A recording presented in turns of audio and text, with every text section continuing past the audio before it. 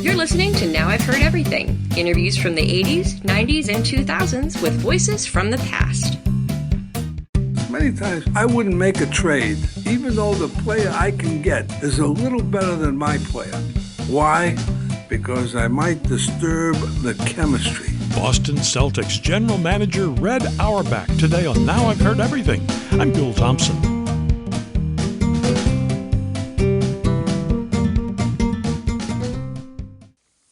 The NBA regular season begins tomorrow. And who will dominate the league this year? Well, perhaps no coach, no general manager in the history of North American sports was as successful at building a dynasty as the legendary Red Auerbach. First as a head coach, then later as a president and general manager of the Boston Celtics, Auerbach racked up 16 championships over a 29-year span. A brilliant strategist on the court, he also proved to be just as brilliant in the front office, not only attracting and keeping the top talent in the NBA, but attracting and keeping millions of fans worldwide. In 1991, Red Auerbach wrote a book called MBA, Management by Auerbach. And that's when I had a chance to have a few minutes with the man. So here now from 1991, Red Auerbach. We do make some observations and correlations between the basketball business and the business world out there. There's a lot of parallels, aren't there? Mostly relevant to dealing with people. See, there's, like, for example, how do you motivate an athlete? You motivate an athlete through fear, through money, and through security. And the same thing in business. You motivate an employee through fear, especially now, and through money and security. And when a guy feels that he's secure in his job, he's not going to work where he feels the grass is always greener out there. Say, he's going to be happy, he's going to be content, and as a result, he'll do a better job. And then when you deal with your people this way, you learn to deal one-on-one. That is, if you got a problem, for example, if I got a ball player that misses a plane, well, you got to fine him $300, $400. I don't fine him anything. Unless he's a real malingerer. I mean, if a guy misses a plane, he got stuck in traffic, big deal. So I don't do anything. I talk to him. I say, hey, we'll cut this stuff out. He'll say, fine, thanks a lot. Now he owes me one. Say, he owes me one. He's going to break his hump out there. But same in business. You talk to your employees. You got a problem. You don't berate them and yell at them and scream out. Hey, call them in. Talk to them. Say, what's going on? And 99 times out of 100 it works. But there's a bunch of guys, as you talk about in the book, who look up in the rule book that say, well, this is a violation of infraction number 75B, subparagraph 2, $300 fine now. That's exactly right. I coached 20 years. I never fined a player. I fined a total of $5, which was a gag. I never collected it from Sam Jones, as a matter of fact, for eating pancakes the day of a game. Really a crazy thing. But a lot of other coaches were finding hundreds, thousands of dollars. I never believed in it because even though a guy makes $2 million or $3 million a year, you fine him $500. It's not the money. He's just aggravated. He's mad, and he sulks. And I believe it affects his play. So I don't do that. I talk to him. But supposing you want anger to work for you, supposing you got a player that you want rested and angry for Wilt Chamberlain.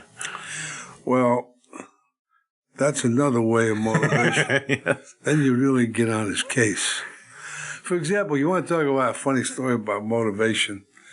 I remember we were in a playoff game and I walked in there and I was coaching and I said, okay, nothing new. It's not a new year. I said, let's do what got you here. The same thing. Let's do what got you. Oh, I said, by the way, Ramsey, Frank Ramsey, Hall of Famer, University of Kentucky.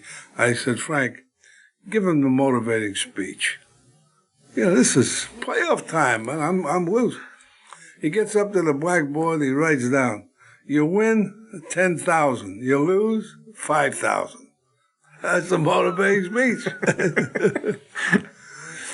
But there are a lot of angles that you can use, like, for example, whether it works in business or whether it works in sports, how to gain a competitive edge.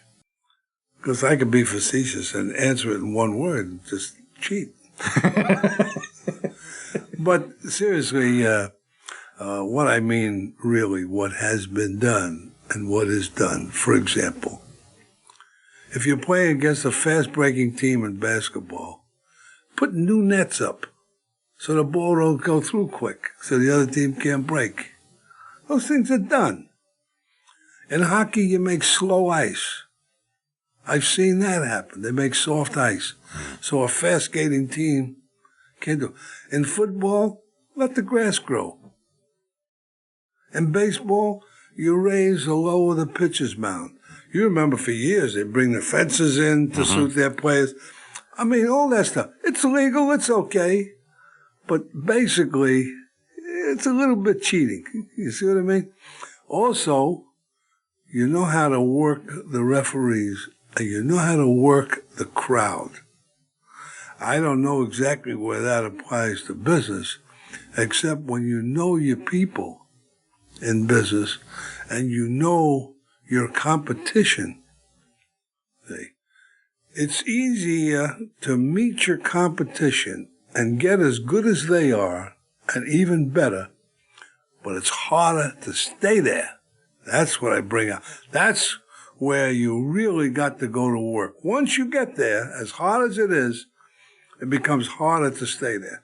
Why is image so important? The image of ourselves. Why is it important for us to dress well? Why is it important for no Celtic to ever sit down during a timeout? Well, that was a psych. That was a psych thing. But I'll tell you, you brought out a good point on that dressing. I learned that, actually, Joe DiMaggio is a good friend of mine. He told me about it, and Phil Rizzuto and that bunch. That Joe McCarthy, who was manager of the Yankees, had a theory.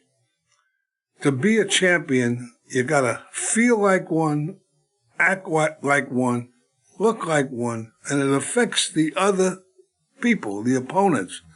So when I started coaching, way back in 1946 in the pros, I said, by golly, we're going to look like champions, whatever. And my kids always wore shirt, ties, jackets, and so forth and so on. And the other teams would come in with sweatshirts and sneakers. So after a while, it had some effect. But one other thing I'd like to bring out, see, our people, same as in business, are so happy to be in Boston. Why? Because we take care of our people. The thing you got to avoid in business is when they have a takeover. They come in, guys working 20 years, they figure they get a young kid that could do it for half the price, and they clean house. No matter how long these guys have been there. Well, my guys in Boston, we have had more fellas start and finish their careers in Boston than the whole NBA combined. I mean, I'll give you an example so the people out there would know some of the names. Bill Russell, Bob Cousy, Bill Sharman, Don Nelson, John Havlicek, Tom Sanders, Dave Cowens. I go right down the line. They all, and most of them live in Boston, and we also do this. Whenever there's an opening that one of my former players can do the job, he's hired. Cousy and Heinsohn do our TV. Johnny Most in radio, been with me 38 years. Right. Jerry Sisting now does color on radio. Chris Ford, former player, is our coach. We just hired Dennis Johnson, who just retired, as one of our scouts. Rick Weitzman, another player, is the head scout. Right down the line, you take care of your own, and if business would only run it like a family and take care of their own, they'll find out that it will pay dividends. Like, for example, years ago, I never had a scouting system. I never had the money to have scouts. I did it myself while I was coaching and general manager. So I would call up a guy like Bones McKinney. He recommended Sam Jones. I would call up Bob Ferrick. I would call up Freddie Scolari, guys around the Washington area that people might relate to. And as a result, this whole family concept began to develop. And that's what business has got to do. And of course, it struck me, every business wants to build customers loyal to their company. And there isn't a city in this country that the Celtics go to where there aren't more Celtics fans in the stands than there are fans for the home team. That's right, because the word gets out. It takes a while. It takes years. I understand that. But people know this. They know we take care of our own. And they really like it. They like the idea. I mean, I think we went out of our family one time to hire Bill Fitch because no one was available at the time. And he coached a few years. Other than that, they've all been former Celtics. But what company, if you take the analogy now and apply it to the business world, what company's loyal like that anymore? See, companies expect loyalty from their employees, but they are not prepared to give it. See, loyalty is a two-way street. You want loyalty, you got to be prepared to give it. That doesn't mean you can't fire a guy, or in my case, I can't trade a guy. They understand that. There's got to be a feeling that anytime you could appreciably improve your ball club, you've got to make some deals. But normally speaking, we have made less trades than anybody because our players are happy. And if they're happy, they're going to give you a little more. Many times, same in business, many times I wouldn't make a trade even though the player I can get is a little better than my player. Why? Because I might disturb the chemistry. And the chemistry transcends into the business world. If you got good chemistry, I mean, you take the Japanese. I know they work 16 hours a day and this and that and so forth and so on. But they take great pride in their product. They take great pride that I work for Mitsubishi or I work for Toyota or whatever it might be, or Sony. And they take pride. Even though they're a lowly employee, they take pride. Maybe the companies do take care of them because of that. I also have to say that yours, I think, is the first management book I've seen that had toward the back the 10 situations, the multiple choice, what would you do in this situation? I've never seen anything like that in any book. And those are great examples. This is real stuff that you got. Well, I'm a common sense guy anyway. As a matter of fact, we called up and wrote a letter to Lee Iacocca, sent him a book and said, Lee, will you do the introduction? I never dreamed he would do it because I never met the guy, really. And he said, hey, it's my honor. I'd love to do it. And he did it, and he did the introduction. He starts out, I used to hate Red Auerbach. But he doesn't anymore, and we're very friendly. You got to go out and promote the book. Like, for example, I see where Bill Cosby went to Crown Books to sign books for an hour. Mm-hmm. And I'm going to Crown Books tomorrow to sign books for an hour. Now, you say to yourself, why would a guy like Bill Cosby, who happens to be a very good friend of mine, why would he come out of New York, come all the way down here to sign books for an hour? You write a book, it's like paying the price. You got to go out and promote it. There's so many stories about you have great stories. Like, for example, I'll tell you one good one. When I coached the Washington Caps, we used to do a lot of traveling by train. So you go on a sleeper. On a sleeper, you got 6 upper berths, 6 lower berths. Who do you put in the upper? Who do you put in the lower?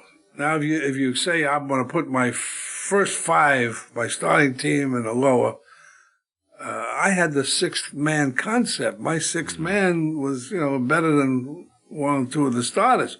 So I couldn't do it. I'd have trouble. So you know what I did? I lied. I don't lie hardly ever. I told them that the upper berth was 6 inches bigger than the lower berth. This is a true story. So I put all the big guys up top. So all the guards, everybody was on the bottom. So after about 4 months, 3-4 months, Bones McKinney, he got suspicious. And he took a tape measure. And he measured the thing. He says, "Hey, Coach, that's the same size." So I started to laugh, and they all broke up. I said, I had to do something. That's management. That's management. That's a true story, I tell you. Wow. Red Auerbach died in 2006. He was 89. And you can get a copy of MBA, Management by Auerbach, by Red Auerbach, by tapping on the link in our show notes or by going to our website, heardeverything.com. We may earn an Amazon commission if you make a purchase. Heardeverything.com is where you'll also hear my 1991 interview with another NBA legend, Wilt Chamberlain. I am remembered for the 100-point game, but the furthest thing from the truth is that I did that alone. I had a team that the second half went over and above to get Wilt Chamberlain the ball and allow him to score these points. And my 1988 conversation with yet another NBA legend, Walt Frazier. Everywhere we went in those days, they wanted to know, are you Wilt Chamberlain or are you the Globetrotters? Those were the only 2 people that they knew. So by the Knicks winning and being New York, we added a lot of glamour to the NBA. And of course, we post new episodes of Now I've Heard Everything here every Monday, Wednesday, and Friday, and you can find us anywhere you listen to podcasts. And thank you so much for listening. Next time on Now I've Heard Everything. This is, of course, Breast Cancer Awareness Month, but it's astounding, almost frightening, how little we know about the human breast.